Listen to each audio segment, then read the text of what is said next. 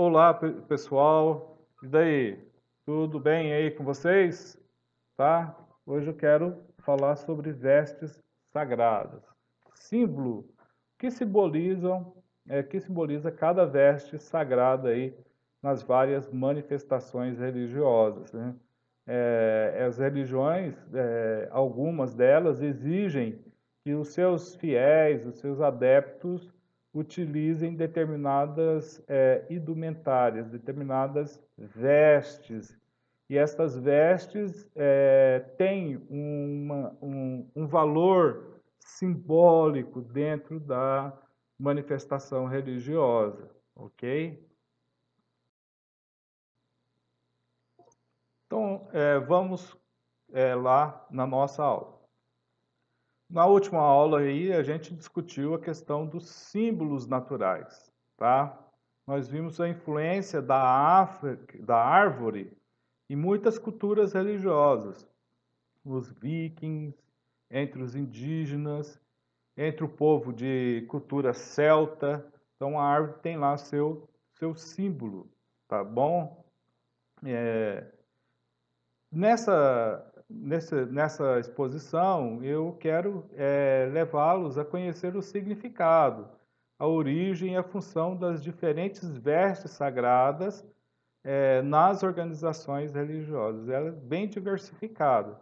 Na igreja católica, o líder utiliza um tipo de veste, lá no candomblé é outro.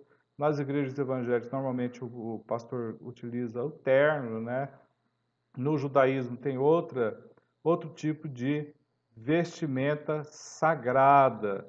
Então, cada uma delas vão comunicar alguma coisa.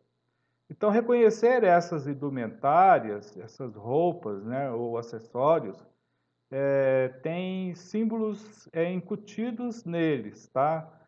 Bem como nas pinturas corporais, como a gente vê nos indígenas e naquele povo lá da Nova Zelândia, os maores, se eu não me engano. Então, essas cores são utilizadas em diferentes manifestações e organizações religiosas. Tá? Mas o que são vestes sagradas? O que são vestes religiosas? O que elas comunicam? Vamos ver cada uma delas, ok? Cada uma que mais faz parte do nosso dia a dia. As vestes, de uma forma geral, elas servem para cobrir e proteger o corpo, tá? Se alguém sai à rua sem roupa, ele vai ser taxado de louco. Então, a roupa serve para nos proteger do frio ou esconder toda a nossa intimidade, tá bom? No ambiente religioso, elas vão comunicar mensagens, intenções, vão comunicar valores, posturas, tá? Além da sua utilidade prática, as vestes sagradas possuem uma dimensão simbólica, ok? E revelam também um aspecto essencial dentro da cultura e da tradição religiosa.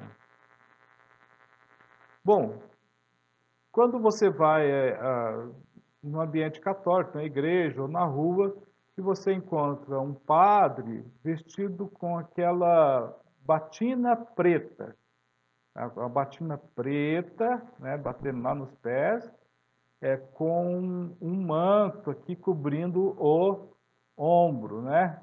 O que que isso significa? A cor preta da batina significa morte para o mundo. E nessa batina, do alto até embaixo, tem 33 botões que representam a idade de Cristo, quando ele morreu e ressuscitou na cruz do Calvário. Tem 5 abotoaduras, né? Essas 5 abotoaduras servem para representar as chagas de Cristo. Bom, a peça que cobre o ombro do padre e o pescoço pode ser circular ou retangular. Essa peça que vem sobre o ombro tem o valor simbólico de disciplina, né? Disciplina dos sentidos, disciplina do pensamento, né, para o padre não ficar pensando coisa errada. Os padres não usam só a cor preta, né? Durante lá a celebração na missa, também tem a celebração com uma estola branca, com uma veste branca e com uma faixa, né? A veste branca com uma estola. Se eu não me engano, essa cor que eles utilizam é a lilás, tá? O que que isso simboliza? A autoridade espiritual do padre, ao mesmo tempo que ele está transmitindo o recado que ele é a autoridade espiritual, ele também está transmitindo uma outra mensagem que ele é sujeito a Deus, tá? E normalmente os padres utilizam o branco e a estola, né? Lilás, que eu falei, roxo. É, Geralmente eles utilizam durante o serviço eclesiástico, no momento da missa. Tá? Também tem aqui o colarinho branco, ou colarinho clerical. Envolve todo o pescoço e é utilizado por padres, pastores, principalmente pastores da Igreja Presbiteriana do Brasil. E o que simboliza isso aí? Que ele se coloca como servo da igreja. O padre é o servo da igreja, o pastor é um servo da igreja. É isso que quer dizer o colarinho branco. Também nós vimos aí o quipá, tá? Que é uma espécie de boin, uma espécie de um chapeuzinho aqui na cabeça, tá? É uma pequena touca utilizada no vestiário aí dos judeus. O que isso simboliza para a religião judaica? Que aquela pessoa que está usando o kippah, ele é submisso a Deus, à vontade de Deus. Então, até aqui, pessoal, nós vimos que cada indumentária tem uma mensagem a ser transmitida. E a baiana do candomblé? Se você vai à Bahia aqui, vocês vão ver várias mulheres, né? Com vestimentas brancas e com um lenço na cabeça, que é a liolorixás, que utilizam aí durante as sessões ou cerimônias aí do candomblé. Também essa veste branca é chamada de baiana. É composto aí pelo turbante branco, pela saia rodada, o camisul, bata de richélio e o pano das costas levado sobre o ombro, o chale.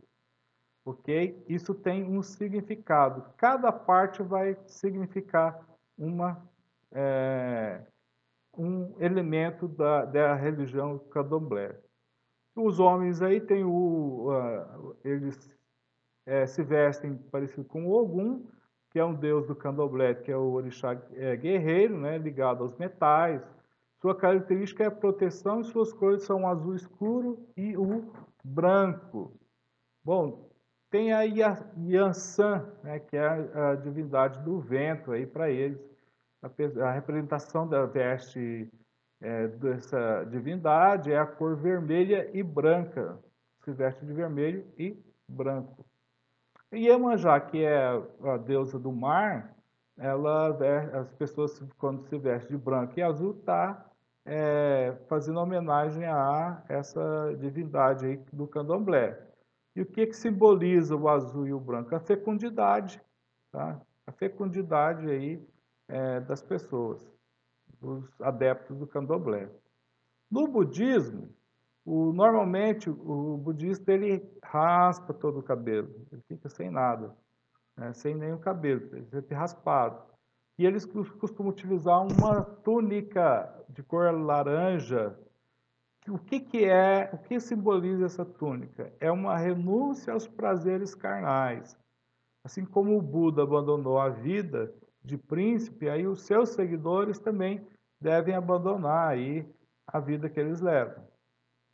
Entre os indígenas, nós vamos ver as indumentárias deles sendo extraídas da natureza, né?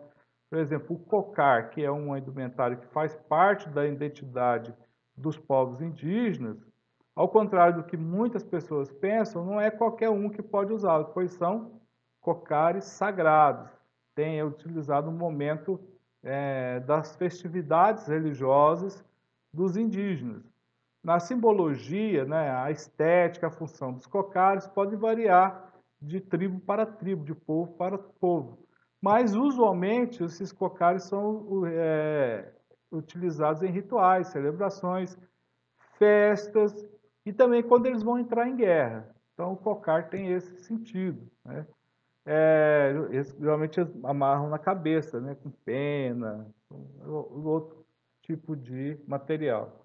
Além de servir como adorno, o cocar ele também vai indicar a posição social dos guerreiros e do pajé, tá? Tem o guerreiro mais forte, vai ter um cocar diferente, o pajé outro, né, o cacique outro. Qual é a posição deles dentro de um clã? Né? Eu falei pajé, o cacique tem um tipo de cocar e o guerreiro tem outro tipo de cocar. Então, pessoal, nessa fala, nós discutimos a simbologia que as roupas indumentárias religiosas possuem. Nós conhecemos algumas dessas roupas, né, porque também estão no nosso dia a dia, né, nas manifestações religiosas, bem como significados para as tradições religiosas. Agora sabemos que o valor sagrado, como que ele é atribuído ao objeto, aos objetos. Como professor, estudante, a gente tem que, não falo no sentido de aceitar, mas de respeitar aquele que pensa diferente. Tá? Então, essa é a aula